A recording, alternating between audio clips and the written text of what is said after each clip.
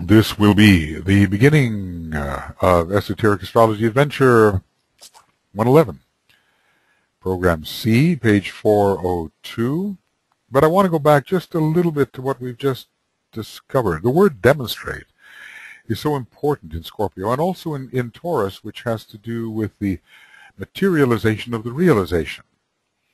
That which is envisioned and understood can be materialized in Taurus as well. And remember that the fourth level of the personality is the dense physical level. You have the lower mind, astral, etheric, and then the plane of materialization with which both Taurus and Scorpio can be associated.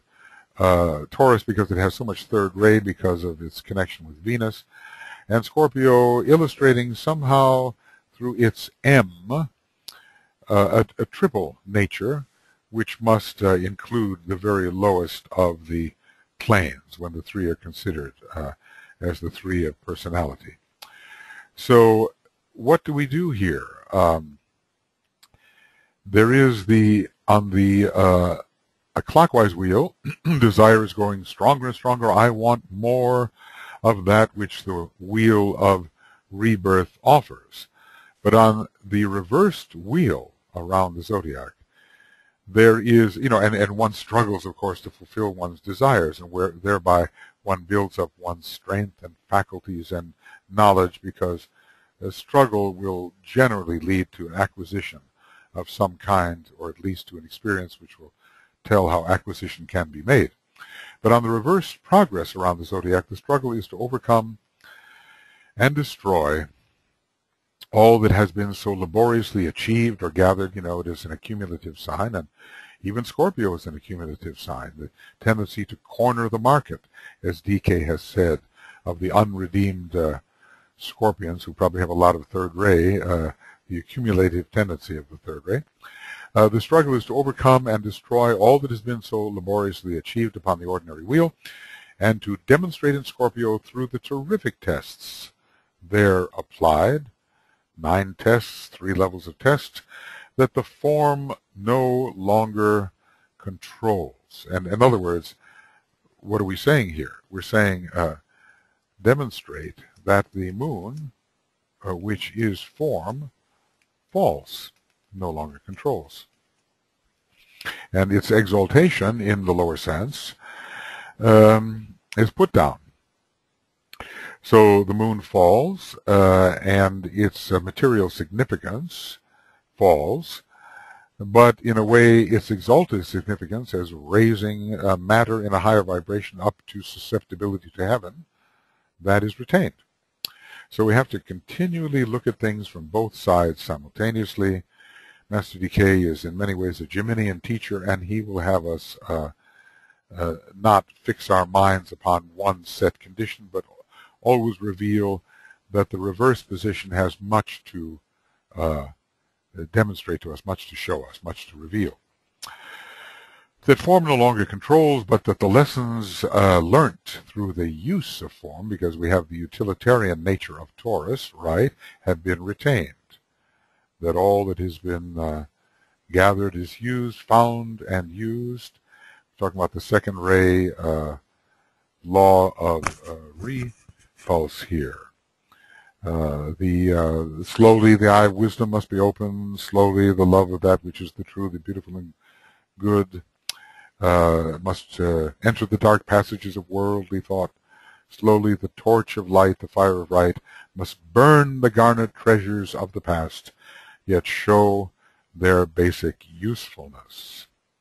So the utilitarian nature of Vulcan and of Taurus,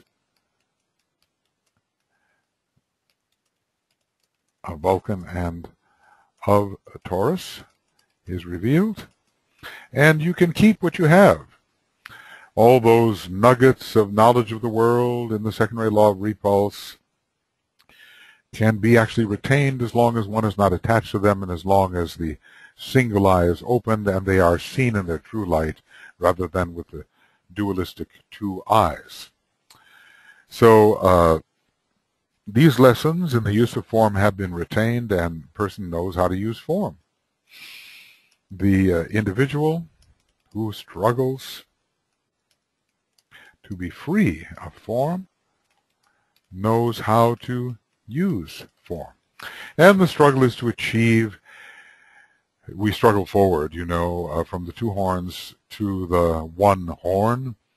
The two horns of Taurus, the two horns of the goat to the one horn of the unicorn, we struggle forward to achieve initiation in Capricorn and thus release the soul from the revolving wheel.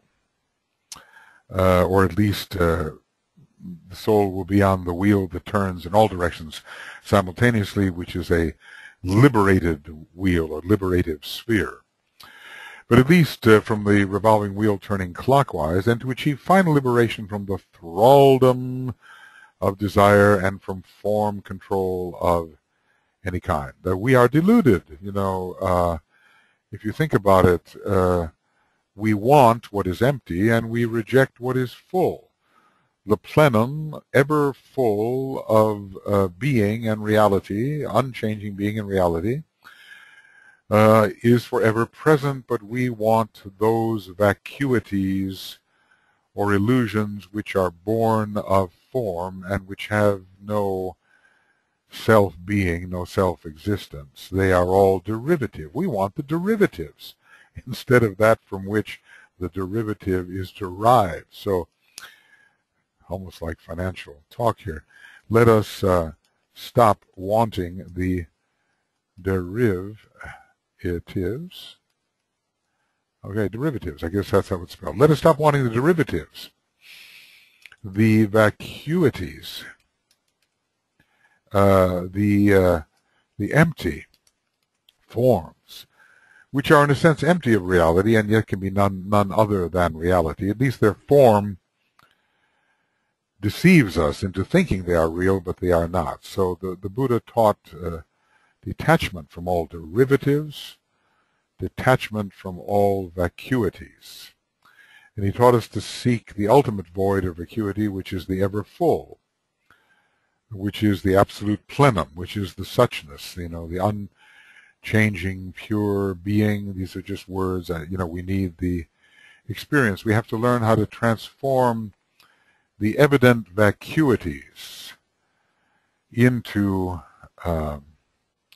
a realization of the real, the presence, the substanding one, the substance, the one, the reality. Okay, so however we decide to make that transformation happen, that is up to us. We have to learn how to do that, each in his own way. No one can tell you. The teacher can point the way, can indicate the way, but your way is your own. Your way is unique. You are a unique externalization of the one.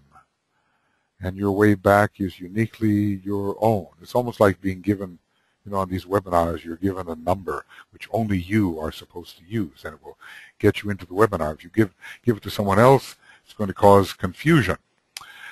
The false fusing of things which must remain distinct. So let us somehow find our own way in. This is what we must do. And have the trust in our inner nature that we can do this, that it will supply the knowledge we need to do what is needed. And this is ultimately the Buddha's self-reliance. You say, oh, I need this teacher and that teacher. And yes, of course, temporarily and in time and space, and according to hierarchy, one needs the teacher. But from another respect, one will find that the teacher one needs is really oneself, and that all the other teachers are actually oneself as well. There is only oneself, and that oneself is the teacher. This will be discovered. And may the day be sooner rather than later. Although you kind of wonder, we've been involved in so many universes, numberless, and, who else are we but the one who has been all universes? So this has been discovered infinitudinous times, if you can use such a phrase, a word, a term, rediscovered and rediscovered while never needing to be discovered at all, because the consciousness of reality is ever and always present, and whose consciousness is it anyway? So this self-division of the one, the illusory self-division of the one, the part which is divided needs the self-discovery. The part which is undivided retains the full beingness ever. Anyway, we're going to get a little bit into decanates here, and that may cause a pause. Let's see. This is curiously emphasized by the rulers of the decanates in this sign. This begins the point C. Both the astrologers Leo and Sepharial practically and to all intents and purposes agree in their assignment of planets to govern the triple aspects of this sign. Every sign has three aspects. This we have to remember, and they do give their distinct qualities.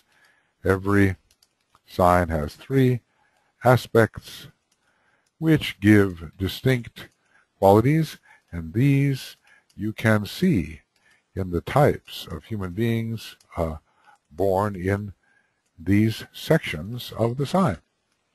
It's a more exacting study. For every sign, 3 types of human beings will be born, but then really 6 types, because there's a day phase of 5 degrees to every decanate and a night phase. But really, you can go even further and add the Dwadashamsha of 2.5 degrees.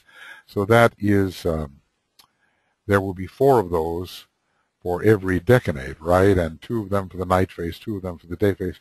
Then you go even further, and one day it will be possible that every single degree, every one of the 360 degrees will reveal its unique quality. It gets to be a very refined, Virgo, meticulous thing to detect that, and we're nowhere near really being able to detect that.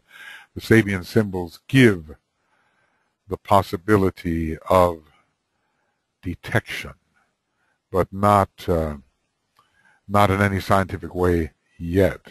So that will all, the minutiae will be revealed when it becomes a necessary minutia. So, Alan Leo would give a Taurus, Venus, Taurus, Virgo, Mercury, and Taurus, Capricorn would give Saturn. So that would be the Hindu way of doing it. They only vary exoterically on one point, for Sepharial gives the moon as governing the second decan, whilst Leo gives Venus as ruling the first decan. However, Venus and the moon are often used interchangeably, and both express or emanate the same basic energy of active intelligence in its higher and lower aspects. So this is why Venus is sometimes solar systemically related to the monastic permanent atom. Venus and Jupiter and Saturn are said to temporarily hold the 3 higher principles of our solar logos, and Venus is the one associated with intelligence, and Jupiter with love, and Saturn with will. So I guess Sepharial, well, let's just see here for a moment. We'll get out the decanate sheet. I think that's the way to do it. Okay, here we have this decanate table in landscape view, and we see that this is the Sepharial decanates, the Mercury, Moon, and Saturn. We understand that Sepharial begins with the outer planets, or at least maybe he begins with Mars, but he moves downward in terms of periodicity towards the Moon. So it would be, as he moves it, Mars, Venus, Mercury, Moon, and then he goes back out to Saturn. So Mercury and Moon rule the first 2 decanates in Sepharial's method, and Saturn rules the third. For Alan Leo, he simply assigns the ordinary rulers to the subdivision of a particular decanate. The first decanate, first 10 degrees, is called Taurus Taurus, and the first and ordinary ruler is Venus. Then Taurus Virgo, and the ruler of Virgo in the ordinary sense is Mercury, and then, did I say Taurus? Yeah, Taurus Virgo, and then Taurus Capricorn, the ordinary ruler of Capricorn is Saturn. It looks, however, like the Tibetan has a different idea. So let's see what his idea may be. He says, okay. Well, anyway, that Alan, Leo, and Sepharial vary exoterically on one point. For Sepharial gives the moon as governing the second decanate, yes, whilst Leo gives Venus as ruling the first decan. However, Venus and the moon are often used interchangeably and both emanate the same basic energy, although apparently in different decanates. The energy of active intelligence in its lower, higher and lower aspects. Interesting how the moon is redeemed by Venus. As a matter of fact, all of our moon chain difficulties inherited here on our fourth chain are being redeemed by the higher triadal nature, in a sense, of Venus, or at least the power of Venus on the higher mental plane. Although, you know, from a certain perspective, we can see Venus connected with the spiritual triad, in as much as it involves or represents one of the three super principles at this time with Jupiter and with Saturn. So basically, he's telling us that even though the planets are assigned to different decanates, that Sepharial and Leo are essentially using the same planets to indicate the rulers of Taurus. We will have Saturn bringing in the third ray, Mercury bringing in the fourth ray, and the moon, Venus, having to do with intelligence, either higher intelligence or lower intelligence. Now, when it comes to Venus and the moon, DK elaborates, one expresses intelligent love, and that's Venus, and the other the intelligence of matter. And it's very obvious, but I think we should put it down. Venus, yes, and the intelligence of matter, the instinctual intelligence, which is the moon. Venus is divorced, in a way, from the lower form. Venus represents the higher self, whether in the soul nature or if we wish to somehow find its connection to the monastic permanent atom and to the spiritual triadic nature. One expresses intelligent love, and the other the intelligence of matter. This dual emphasis is concerned with the dominance of the form nature at first, dominance of the form nature, I want to put in at first, in the Taurean subject, and his release through the Venusian Son of Mind. So, what is the antidote to this exalted moon? To the exalted moon. It is Venus, the Son of Mind, the solar angel, the higher mental plane energies. Whether we decide to triadalize Venus under some circumstances or simply leave it ruling the higher mental plane in general, we are on the higher mental plane.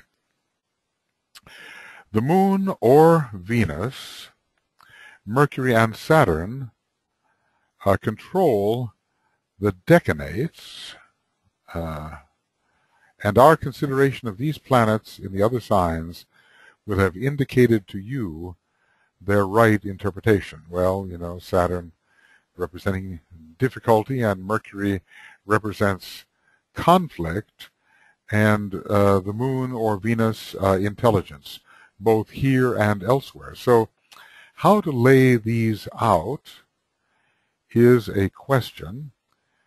Form life, intelligent activity, and intense struggle summarize the Taurean problem, whilst Mercury, the messenger of the gods, reminds the struggling man that he must become ever what he essentially is, thus escaping from illusion and entering into the light, as he does at the third initiation, or when a Scorpio has done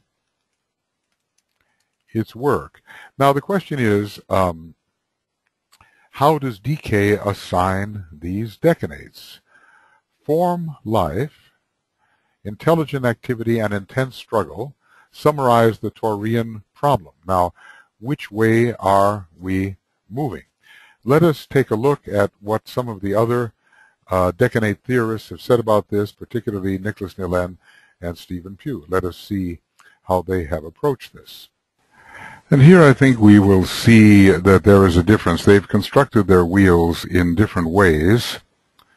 Now for Nicholas, the outer wheel is the wheel of consciousness, and he has the Venus moon ruling the first decanate, Mercury the second, and Saturn the third. And then he simply, well, he doesn't exactly reverse them. Saturn is also the way by which the ordinary man enters, and that is the third decanate by which the ordinary man enters. And then he uses the Sepharial method, meaning that the ordinary man would enter with Saturn, and the moon, Venus, would take up the second decanate and Mercury the first. But the way, that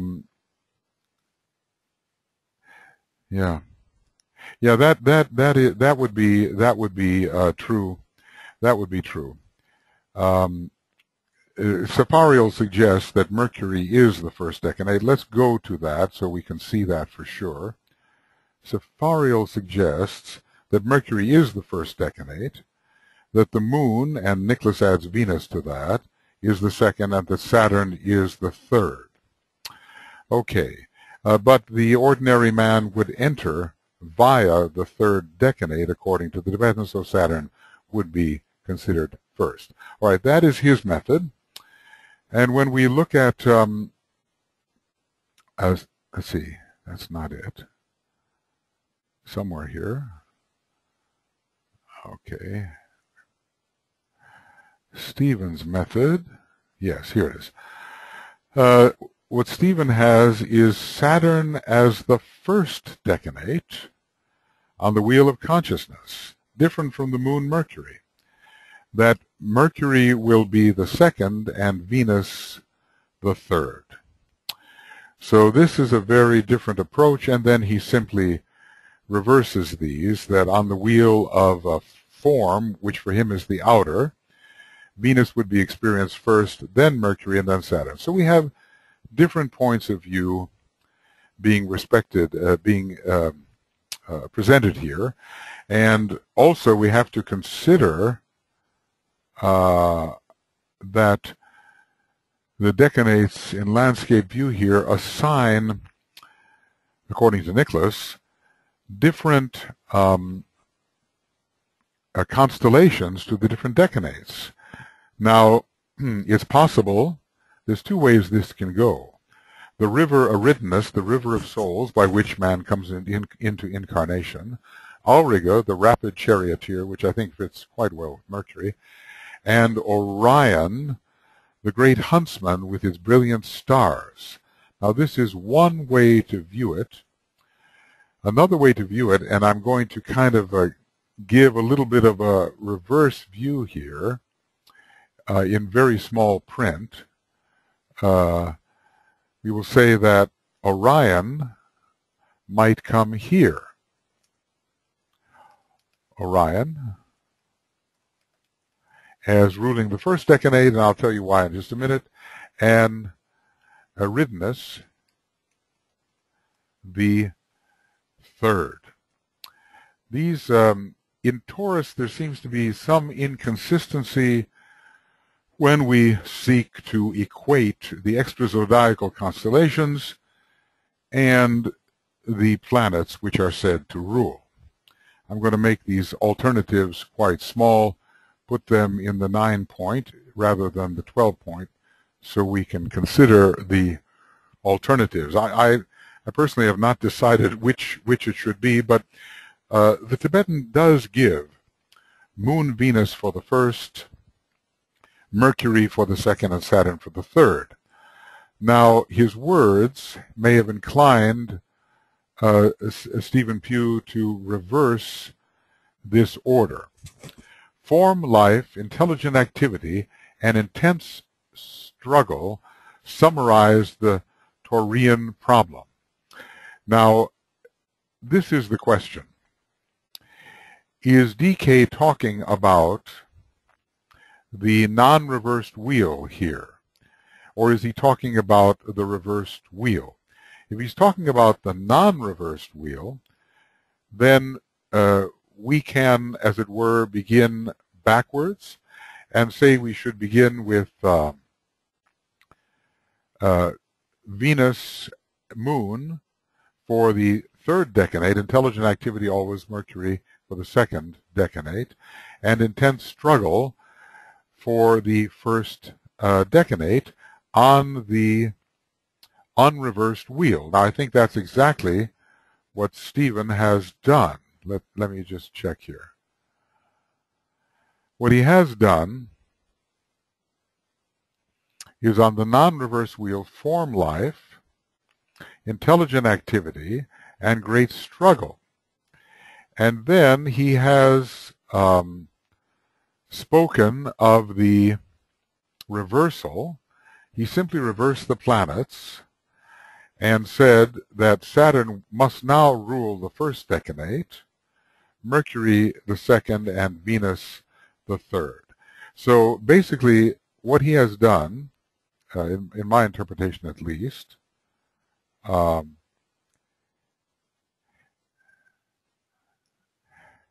okay, he has taken these words, and one can legitimately do that, and say, look, the average individual enters from the third decanate into and moves towards the first.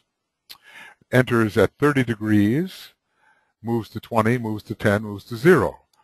Form life is the moon, though not particularly Venus, but let's just say the moon. Intelligent activity would rule 20 to 10, and intense struggle would be the problem of the individual before he reverses the wheel. Maybe that's so. Whilst Mercury, the messenger of the gods, who is always found in the central decanate, can represent either intelligent activity or intuition, escaping from illusion via intuition, which Mercury also represents. Okay. So we could see that we could leave Mercury there in the second decanate, and he would enter into the light, which is Venus. Okay. I think there is justification for what Stephen has done here. Let me see, as I have worked on this, what I have done. I'm not sure. The six-fold chart. Yes, okay. This is the question. Is the first decanate Venusian, or is the first decanate Saturnian? Now, obviously, it doesn't go along with the Alan Leo Hindu method at all, because Taurus sub Taurus is Venus. Taurus sub Virgo is Mercury, that's fine. But Taurus sub Capricorn is Saturn. But there does seem to be, and I think Stephen may have interpreted this properly, an entering into the light at the very end, and that is Venus. So if this is the case, I think we can take the method that I've laid out here, the first decanate being ruled by Saturn, the second by Mercury, of course, and the third by Venus. And the ordinary wheel would have Venus moon here. And I think we cannot leave the moon out. Include the moon. Okay. And move towards Saturn, a great struggle in the third decan, and then reverse the wheel with Saturn coming first, Mercury next, and Venus, the final entering into the light in the third decanate on the reverse wheel. Obviously, I think in the Gemini chapter, DK talked about the difficulties in getting a real understanding of this fluid area of the decanates. And there are various opinions which can hold water. I see when we look at what DK says here, he mentions form life first, then intelligent activity, and then an intense struggle. But usually intense struggles are not about liberation, and so they should not occur in the third or liberative decanate. The intense struggle may be continuing on the reverse wheel. Mercury giving the struggling man the intuition, and then the entering into light, which is the result of Venus. Now, generally, Mercury is a planet of higher expression than Venus, and it's older and more occult, but in this particular case, Venus can rule the end. Now, this would fit well with our sixfold, with our extrazodiacal constellations. In fact, what we would have here is Saturn, Mercury, and Venus moon. These would be then the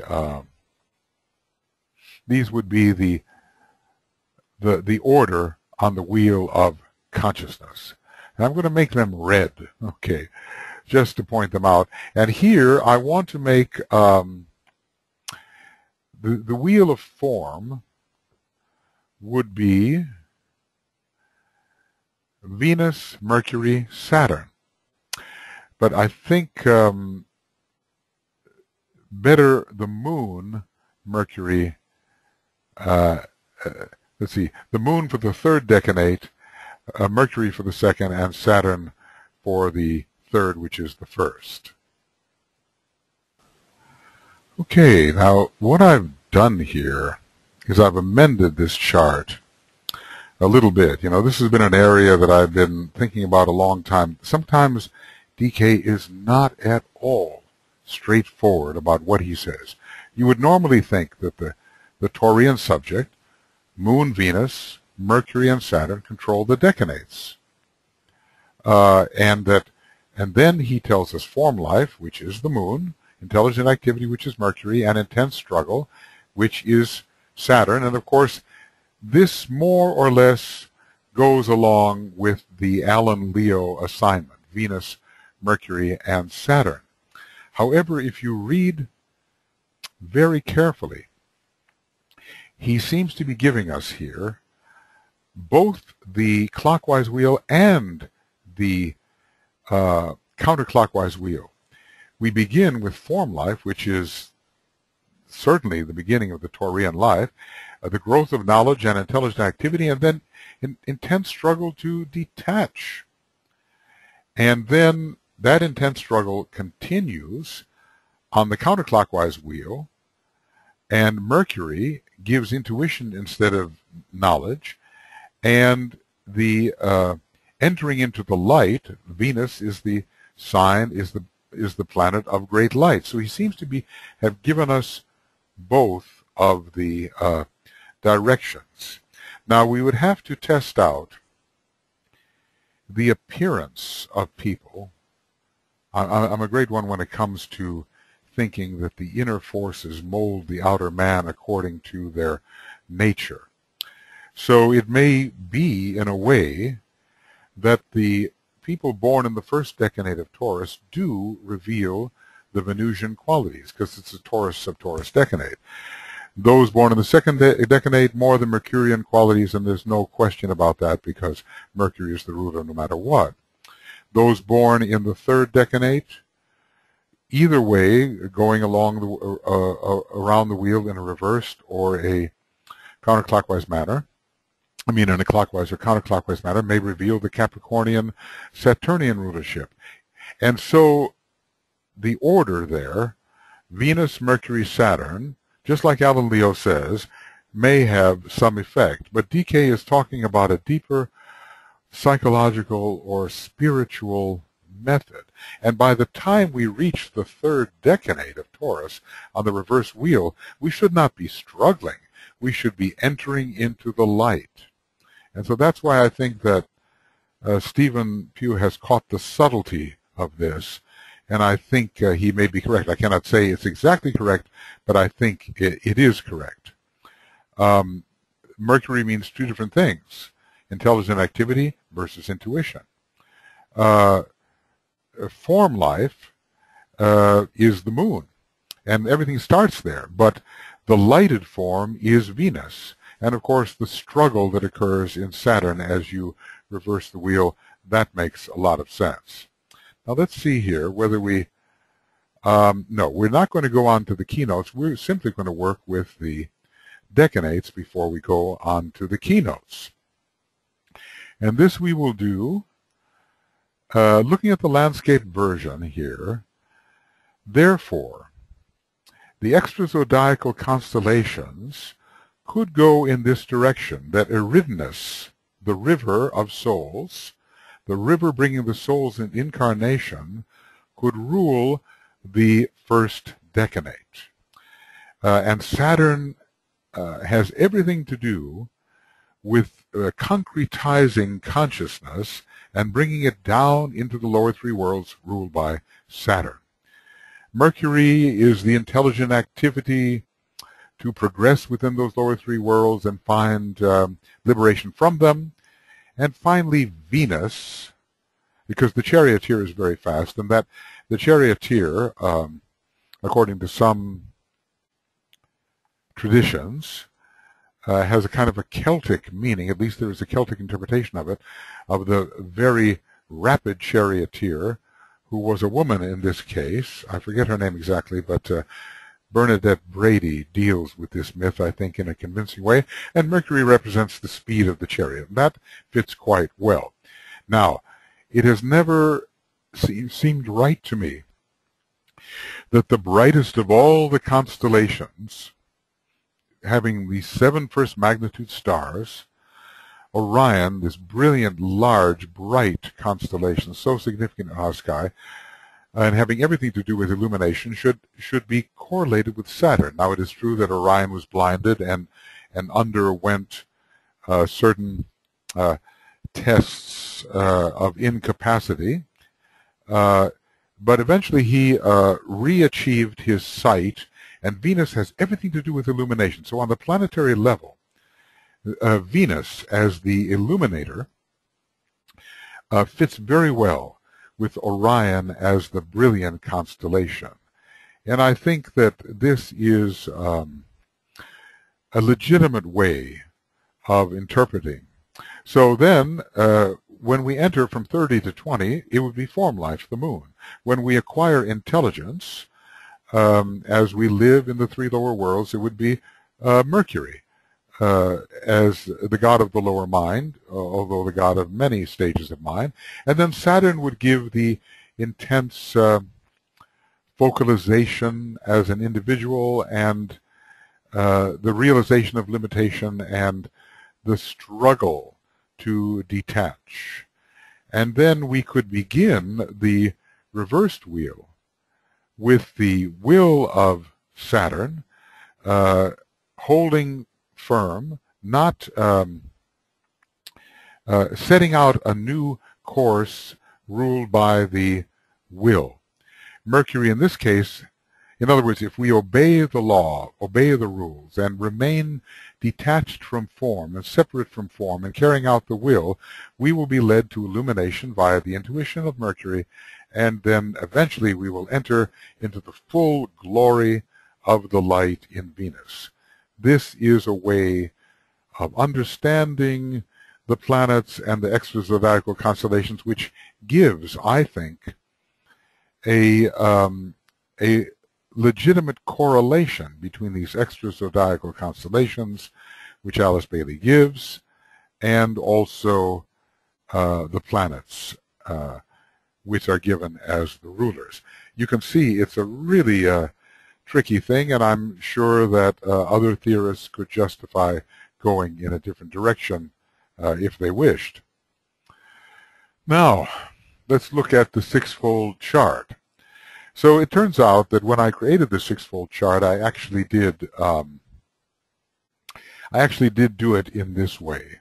Somehow, for me, it was convincing that Saturn should rule the first decade, but in terms of appearance, it might not. And I always want to say that the Hindu system always holds up in some respect, because every sign of the zodiac has three parts to it, relating to the signs, the elements, the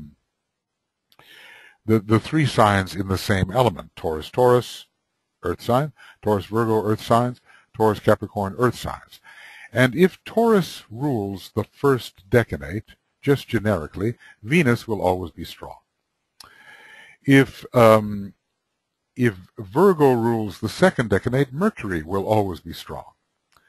And if Capricorn rules the third decade, then Saturn will always be strong in relation to this decade. So I have reversed these, as have Stephen Pugh, for psychological reasons and because the Tibetan gave the description in a certain way. And this is the description I'm talking about. Form life, that's the beginning; intelligent activity and intense struggle summarizes the Taurean problem, on the ordinary wheel. And now we're going to be in a detached state, and we're going to be disciplining the sexual energy under Saturn, because that's what Taurus does. And then Saturn again, going to intuitive Mercury, the messenger of gods, escaping from illusion, and entering into the light which Venus represents fully, even though it is not as advanced a planet as Mercury is, nor as old. Now perhaps we can go to this sixfold chart and see how we might do this. Okay.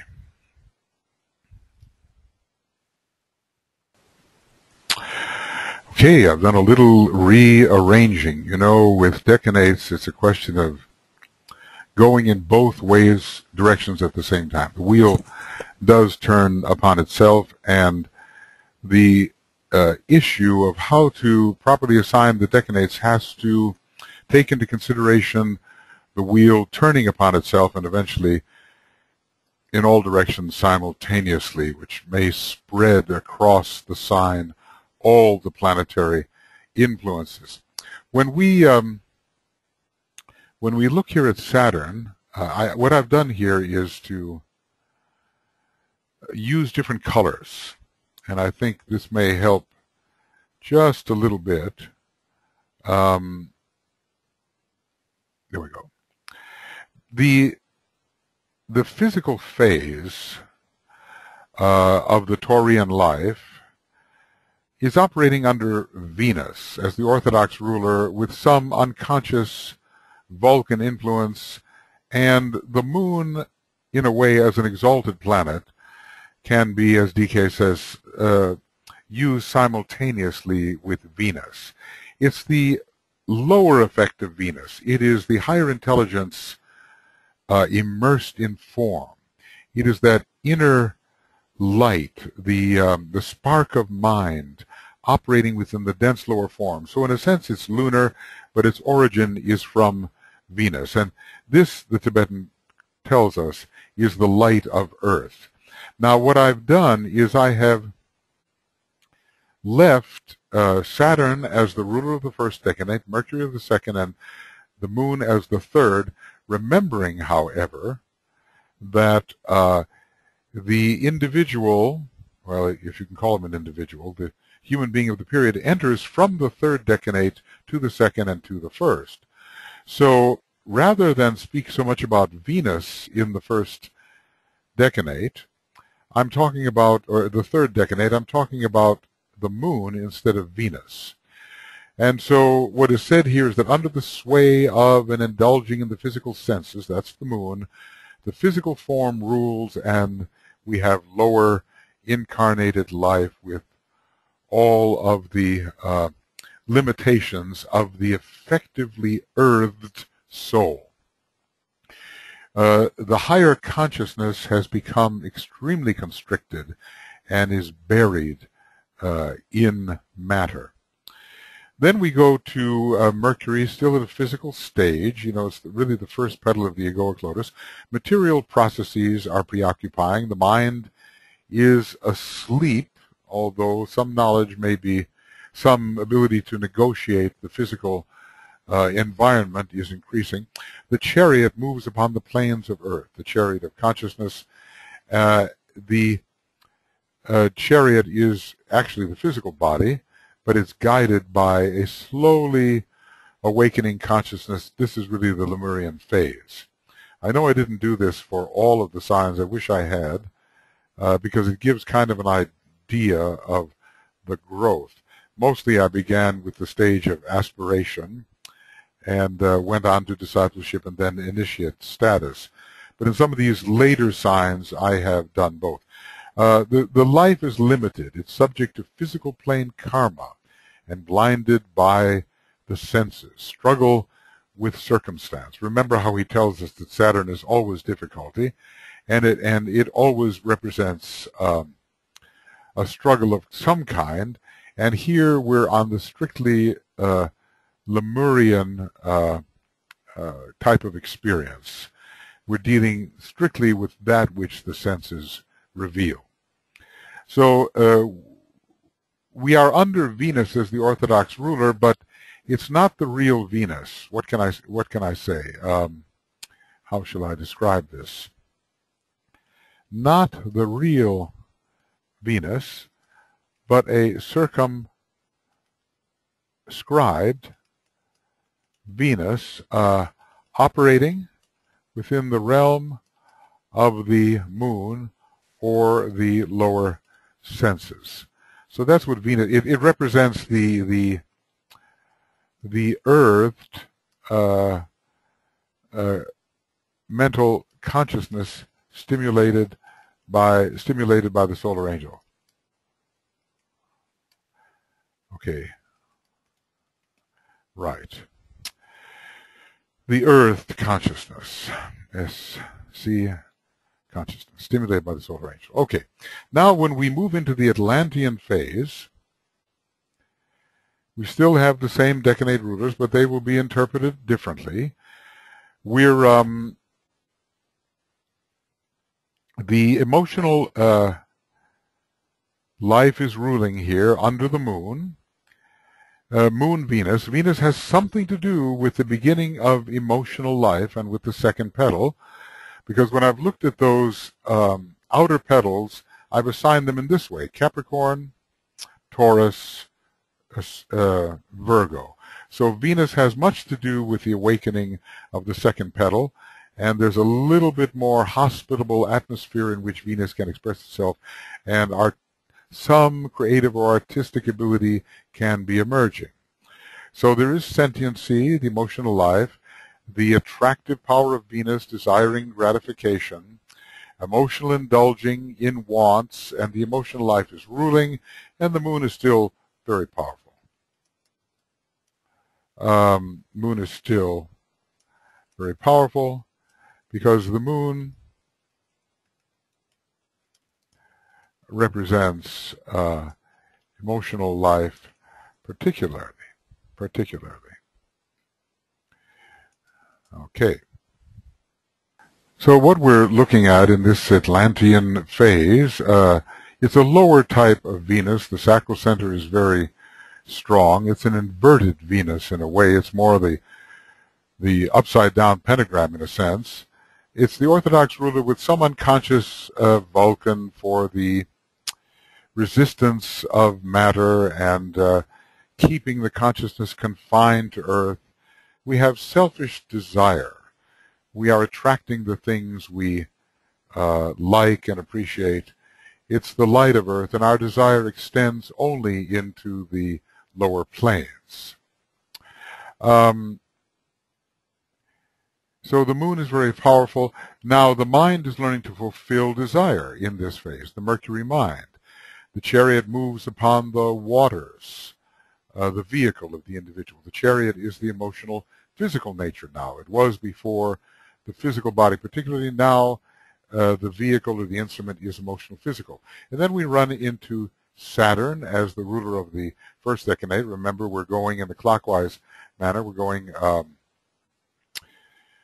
well, on the clockwise wheel, at least. We are moving towards the first decade. A limited life, subject to emotionally induced karma and blinded by the feelings, struggle within the desire nature. Perhaps we are beginning to realize that all that we desire may not be good for us, and some things are withheld, and not all of our desires are fulfilled. We're being subjected to certain disciplines which do not allow the complete fulfilling of desire. Now remember, of course, I could reverse the moon and Saturn. I could, or the moon, Venus, and Saturn, and I could probably think of certain ways in which moon Venus would relate to the first decanate and in which Saturn would relate to the third. Now we come to the mental or lower personal stage. Remember that Taurus is a sign eventually of considerable intelligence. So it's Venus is becoming more and more mental and less associated with the emotional plane. And Venus is the orthodox ruler with some growing Vulcan influence, because as the mind gets stronger, the will gets stronger. So increasingly selfish desire is found here, and it is directed by the mind. This is the selfish mind. Increasingly selfish, I should almost say, mind. The selfish mind. Selfish mind fulfilling desire, because after all, Venus at this stage in Taurean development is desire. Now, if we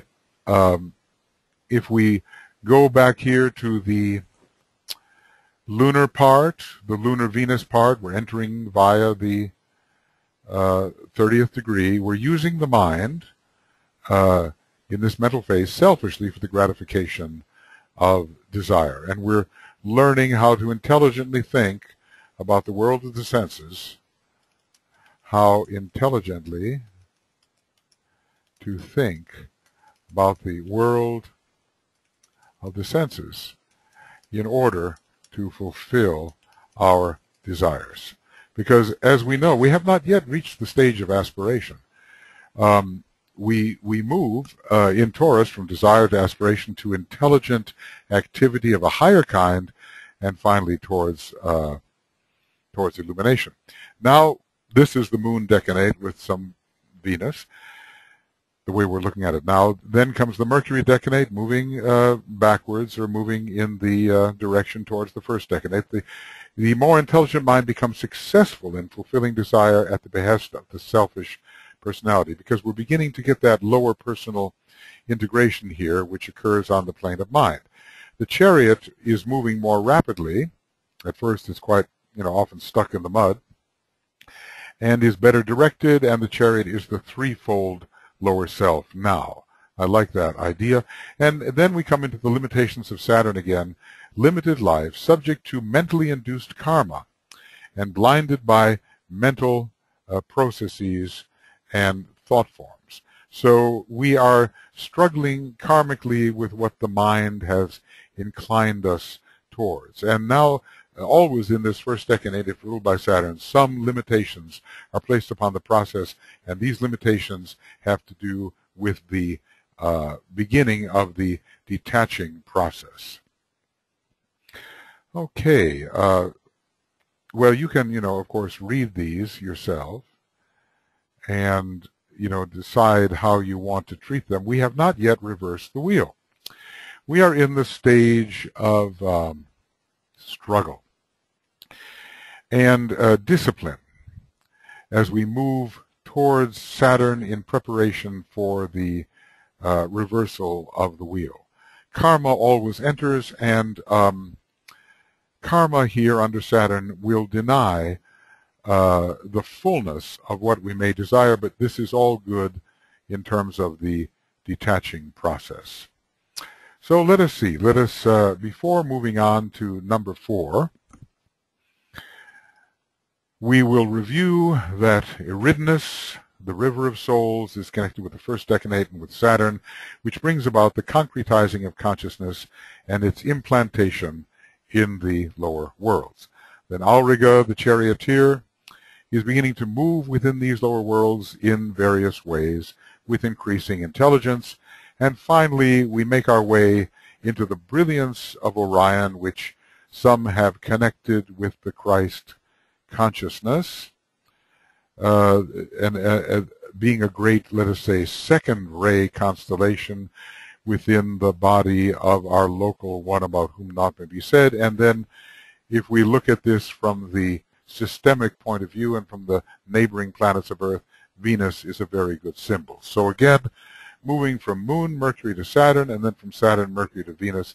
And I think that esoterically, this makes a lot of sense, even though, as I said, the very first decade of Taurus will have some Venusian influence, and the last decade will have some Saturnian influence if each one of the decanates is ruled by one of the earth signs. It just correlates, and I think when we examine the form and behavior of people, we will see this to be the case.